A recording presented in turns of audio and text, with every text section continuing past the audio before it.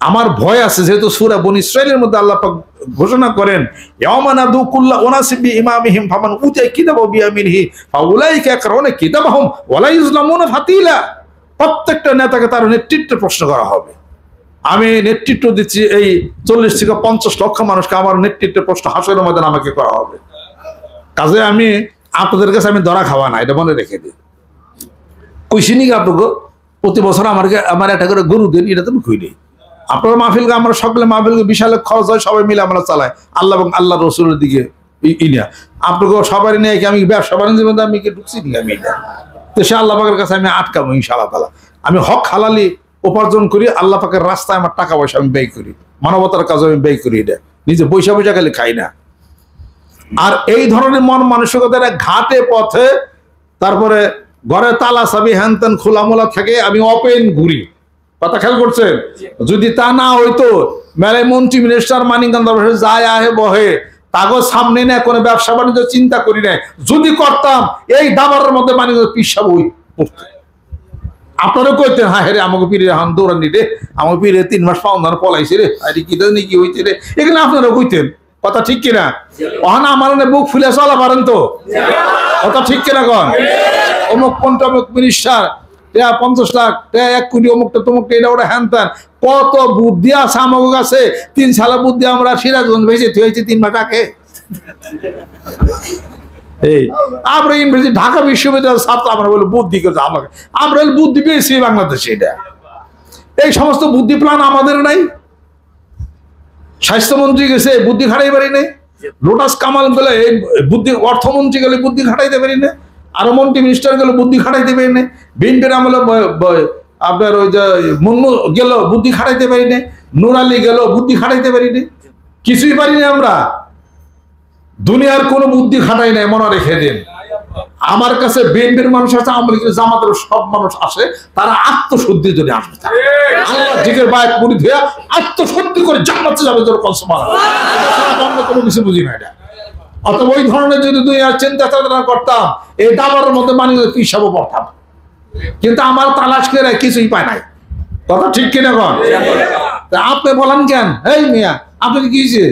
আপনি বললেন কেন? নিশ্চয় কিছু রসা আছে কিছু, আপনি দৌড়ানি খান, পলিয়ে থাকেন, কনে কনে যান, ঘটনা কি এটা? এত দৌড়ানোর বুদ্ধি কে এটা?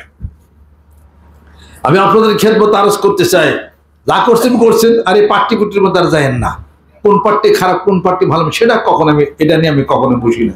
সব পার্টির মধ্যে উগ্রতা আছে, সব পার্টির মধ্যে কিছু নাবুজ আছে, কিছু দোষ আছে, কিছু ত্রুটি আছে, সবকিছু মিলে দিলে বাংলাদেশে উইলের মধ্যে চলছে। ধরো মারো খোঁজে মারো যাও। কথা ঠিক হয়েছে কেন? হ্যাঁ, এই হলো কারবার আর কি, যে মারতে পারে ধরতে পারে, যে যার মধ্যে গাড়ি পাল্টা চলার পরে বাইরে কেটে কিছু করলে কিছু দিলে, আপনি কিছু সুইস ব্যাংকের জায়গা 23% সুইস ব্যাংকের টাকা বাইরে গেছে গা। বাংলাদেশে যত টাকা গেছে, আরে কত কষ্টের টাকা না আপনারা থুইছেন সুইস ব্যাংকে। আমি চ্যালেঞ্জ করে, আমার বক্তব্য যে রেকর্ড হচ্ছে, এই শোনেন আমার বক্তব্য, আমার বাংলাদেশের বক্তব্য যারা শুনেন তারা শোনেন। সুইস ব্যাংকে এত টাকা থুইছেন, জীবনও 1 টাকা আনতে পারবেন না। আমেরিকার ব্যাংকে টাকা থুইছেন, কোনো দিন আনতে পারবেন না। লন্ডনে টাকা নিয়ে থুইছেন, কোনো দিন উদ্ধার করতে পারবেন না। এটা হলো বিদেশিরা সাংঘাতিক ব্রেন রাখে। অস্থিতিশীল পরিস্থিতির মধ্যে যত টাকা বাংলাদেশ থেকে চলে গেছে, পাথর হয়ে গেছে, টাকার মালিক যারা, কোনো দিন এই টাকা তারা পাবে না। সব টাকা বিদেশিরা ফ্রিজ করে দিছে, মাইয়ে দিছে। হে কথা কই না, ফ্রিজ তার মানে বরফ বানাইয়া দিছে। যুগের পর যুগ থাকবে, ওখান থেকে কি হবে, হ্যান তেন ওরাই খাবে খালি। দেয় ওই ব্রিটিশের বুদ্ধি, আপনারা হুজুরা পারবেন, বুঝবেন আপনারা। কাজে এই দেশে যদি কিছু করতেন, তাহলে বুক করা পারতেন, পুকুর করতেন, তারপরে মিল কারখানা করতেন, জায়গা রাখতেন। আপনি না খাই বলে জনগণ খাইত, আমরা খাইতাম, তাই না? কোন এক সময় দেশের পরিস্থিতিগুলো হয়তো আপনার সম্পত্তি আপনি পাইতেন। আরে 200 বিঘা জমি রেখেতেন, আপনি থুইতেন, বিরাট বিরাট পুকুর করে থুইতেন, ঘর বাড়ি করে থুইতেন। তা থুয়ে করছি কি, এই দেশে টেহে নিয়ে গেছে। আর ওরা বিদেশিরা মুসালাক টাকা পট করে ওরা ব্যাংকে আটকে থয়ে গেছে।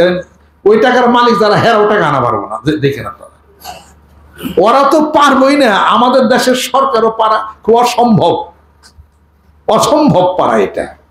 কারণ বিদেশির হাতে টাকা পড়লে টাকা দিবার রাজি ওরা নয়।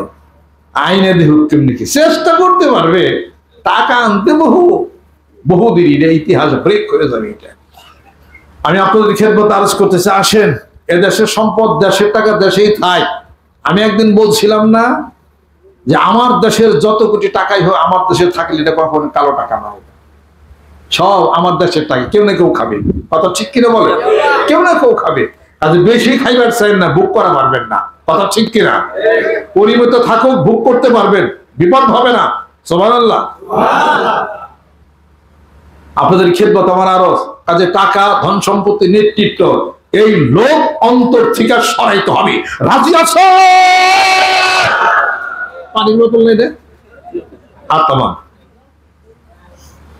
আমি যে ওয়াজ করি বাড়ি পর্যন্ত ওয়াজ কি যায় না পথেই ঠিয়া যান? একজন ওই যে ইরি খেতে কাম করতেছে, তো ওই এলাকায় হলো মসজিদ আছে, ও আবার হে আবার মাত বড় এলাকা, মসজিদে নামাজে গেলে মানুষ আলোচনা করে, পর ফুলারে কেছে কয় যা মসজিদে নামাজ পড়ে গেছে কেমন শুক্রবারে, আর ইমাম সাহেব যা কয় হইল আমল করার চেষ্টা করল। তারপর আমি পোলার মসজিদে গেছে, বাপে দিনই খেতে গেছে, আসা পারে না, ওর পক্ষে বাপের পক্ষে তো পোলারে পাঠাইছে। পোলা ওয়াজ শুই না, তারা ইমাম সাহেব ওয়াজের মধ্যে কইছে গিরার উপরে কাপড় উঠান ফরজ তরক হারাম। এই ওয়াজ ওর পোলারে ধরছে ঠিক মতো। বাচ্চা আসার পরে বাপে ডাক দিছে, কয় নো ইনি খেতে চকের নো কাম আছে, নামাজ পড়ছা? কয় পড়ছি। ইমাম সাহেব যা কয় হুইল হুনসা? কয় হ্যাঁ শুনছি। ইয়ার পরে কি করছে, ইরি খেতে যাইয়া বাপে কাঁসা দিয়া ওই ইরি খেত আইতাই না মানছে, বুসি লাগায় ওগুলো আইতাইতেছে।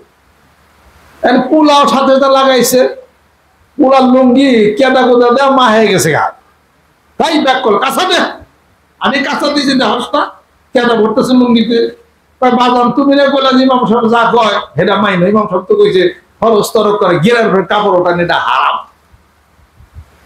তাই আজকে 30 বছর এই মসজিদে আমি নামাজ পড়ি, যত ওয়াজ ইমাম সাহেব কইছে বিসমিল্লাহ সব মসজিদে থুইছি, এটা ওয়াজ হাতে আনি।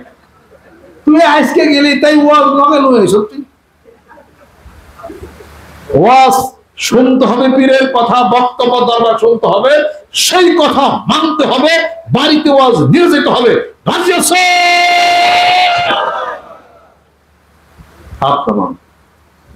এখন তো খেলার ছোট বসে ম্যাক তো যায়, আর ওরা বাঙালি ভুল চালা, আর আমি ওয়াজ গাতি দিয়ে কইতেছে ভাই দিয়ে তোর পারবি না, ঘরের মধ্যে আটকে দিছে আল্লাহ।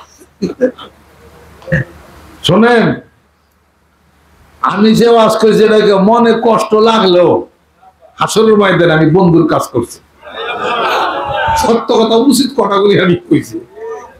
এই যাই কিছু কর বাড়তে যা দেখবেন এই কথাটাই হলো ঠিক। আপনাকে জ্বর আইছে, তো শরীর কাঁপতাছে, জ্বর আইছে শরীর কাঁপতাছে, হাত পা ঠ্যাং ঠ্যাং দিয়ে ধইরা ইঞ্জেকশন দিলাম, ইঞ্জেকশন দিলাম, ব্যথা পাইছেন, কিছুক্ষণ পরে জ্বর হাইরে গেলে কই বন্ধু পিসা ওয়াজ ভালোই করছাল, 2টার জায়গায় 5টা বছর দিতাম তাই ভালো হইতো। হয়তো আর ইঞ্জেকশন দেওয়ার সময় তো ডরা, আমি ইঞ্জেকশন সুই দেখে গাছের মাথা করছিলাম, তালাশ করে পাই নাই। আমারও অনুমোদন আছে, আমার ভাই নজরুল ভাই আছে যে হেই বাসারে তো পুরান বাসার যায় খালের না বন্যা গাছ, বন্যা গাছের মাথায় দিয়ে ওইটা চুপ করে বই আসছিলাম ওই ইঞ্জেকশন দিকে। পরে নজরুল ভাই যায় আমার কুলি করে নিয়ে আইছে, তখন এখন আমার মনে আছে। এই এরপরে যাই কিছু হোক, যে যত যাই কিছু হোক, ইঞ্জেকশন সিরিজ দেখলে আমার দর করে, আর ডাক তাহলে আমার ব্যাক করে গেছি ভাই, রোগীর কাছে যায় সিরিজের মিগিরে দিয়ে আমার আপনি এরকম করা হয়েছে, আপনারা আড়াল টাড়াল করে নেন, পট করে নিয়ে দেন। গরুর ডাক্তার ইঞ্জেকশন দেওয়ার খুব পাকা বিষয়, গরুর ডাক্তার ইঞ্জেকশন দেওয়ার খুব পাকা, নাই তাই তাই ফট করে দেয়। আর এমনি ডাক্তার এলে তাই ডাক্তার আমার সময় আছে, ব্যাগ খোলাই, এটা খোলা, ওটা খোলায়, সিরিজ বাইক আমার সুই ঢুকায়, আর ওইটার মধ্যে পানি ঢুকে পানির মধ্যে সেরকের পানি কত বাইরে হবে রুগী দেখা দেয় এই কাপ করে হাইরে ঢুকাই এবার হাতের মধ্যে কি যে অবস্থা একটা এলাই খারাপ